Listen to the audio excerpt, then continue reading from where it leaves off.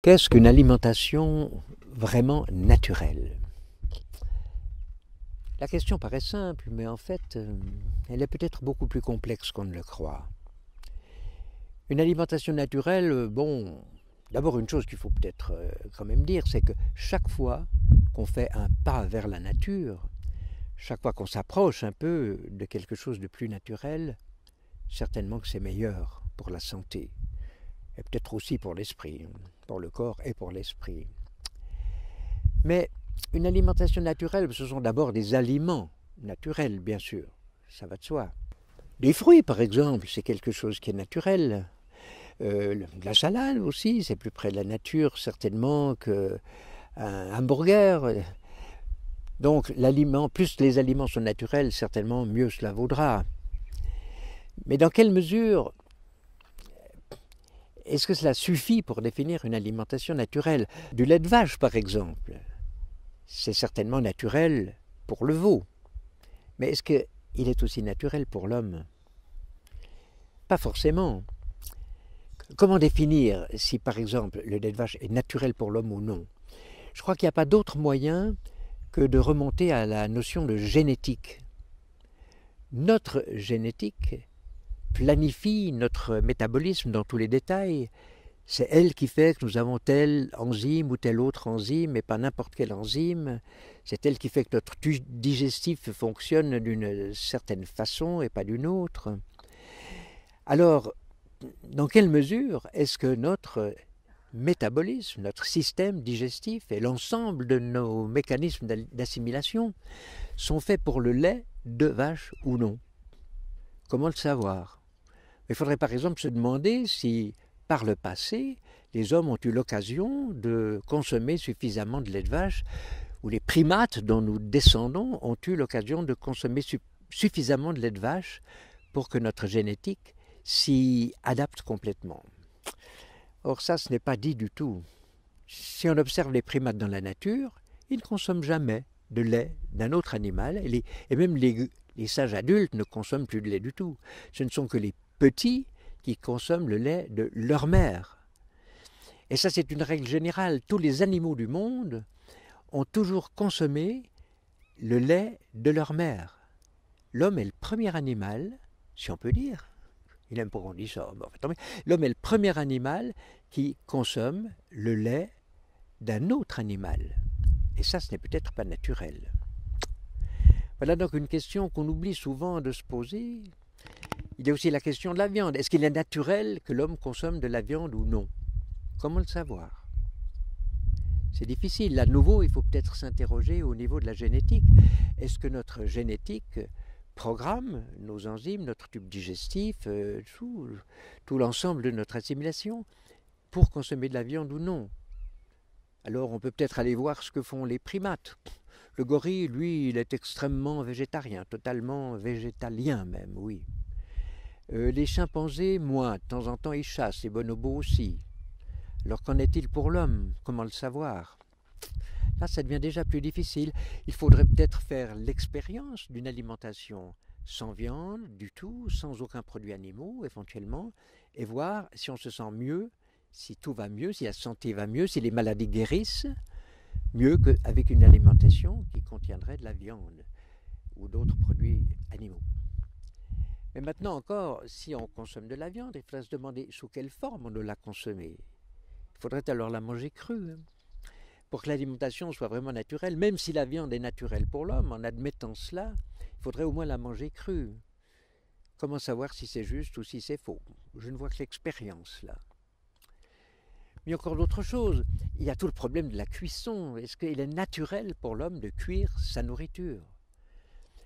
Au départ, moi je pensais bien sûr, l'homme est fait pour manger cuit, même plus que cuit, cuisiné, n'est-ce pas? Manger une alimentation préparée.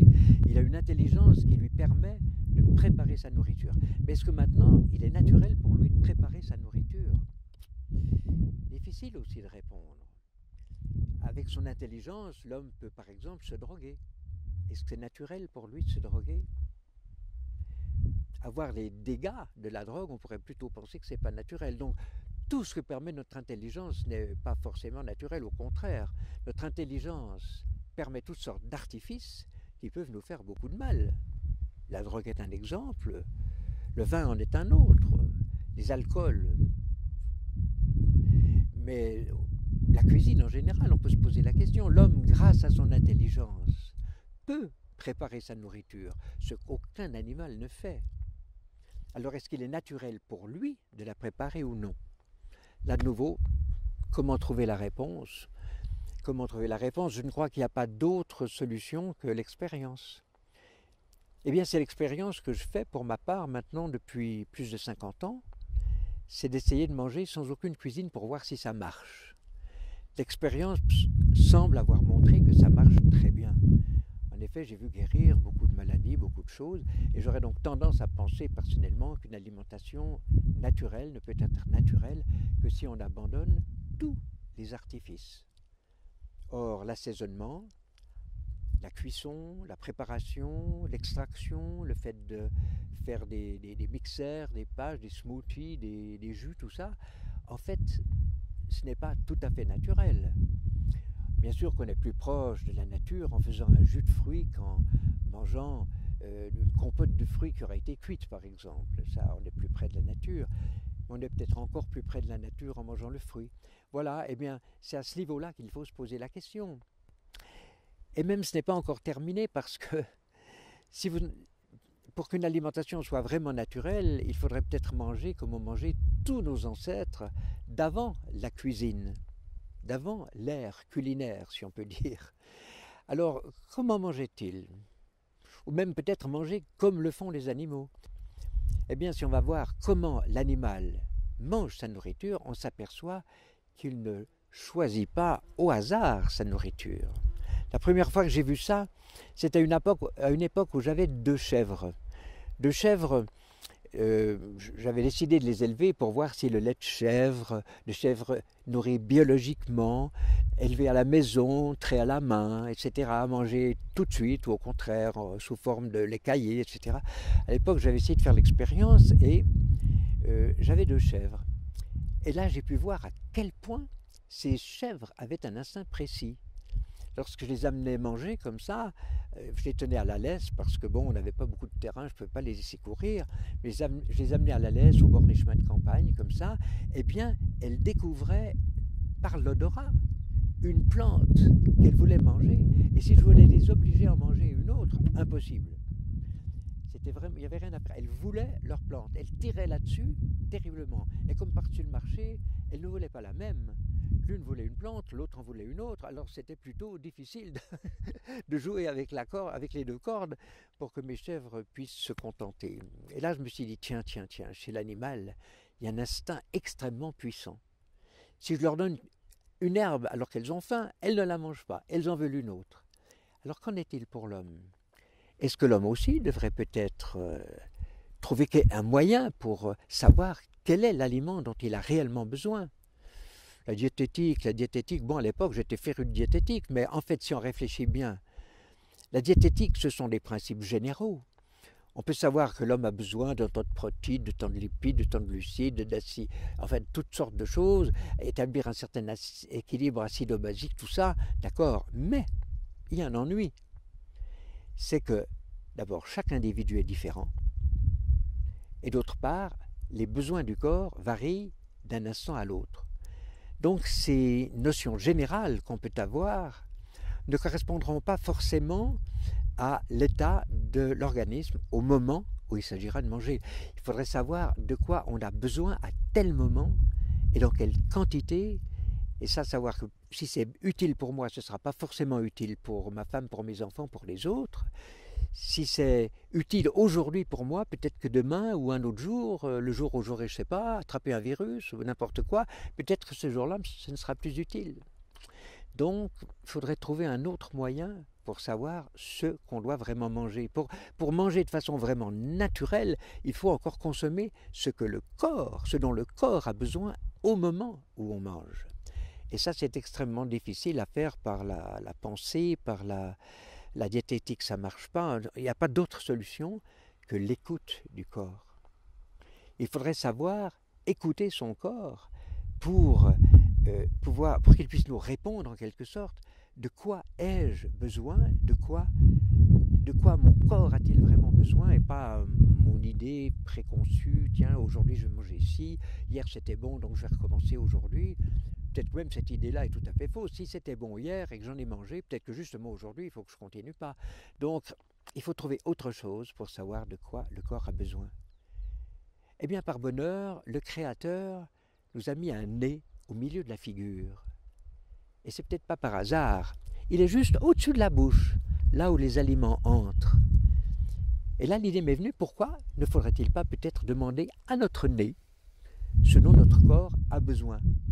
Lui se trompera peut-être moins que des grandes règles diététiques, parce que notre nez, lui, fait partie du corps. Il y a d'ailleurs des circuits cérébraux extrêmement complexes derrière le sens de l'odorat. Et peut-être que là, il y a toute une régulation, tout un système de régulation possible qui va nous indiquer de quoi on a besoin, simplement en interrogeant notre odorat. Et en regardant comme font les animaux, eh bien on constate effectivement que les animaux obéissent à leur odorat d'une façon tout à fait extraordinaire. Ils savent, même les petits poussins qui sortent de l'œuf, les tout petits chiens qui viennent de naître, les petits chats, tous les animaux savent immédiatement à l'odorat si un aliment va leur convenir ou non. Si on leur met l'aliment sous les narines, sous les naseaux, eh bien immédiatement ils sauront ou bien il faut détourner la tête, ou bien au contraire leur bouche va s'ouvrir comme ça et ils vont manger l'aliment. Donc chez l'animal, l'odorat, c'est la clé de la régulation naturelle, la régulation nutritionnelle naturelle. Si on observe un animal, on constate qu'il choisit pratiquement toujours sa nourriture par l'odorat.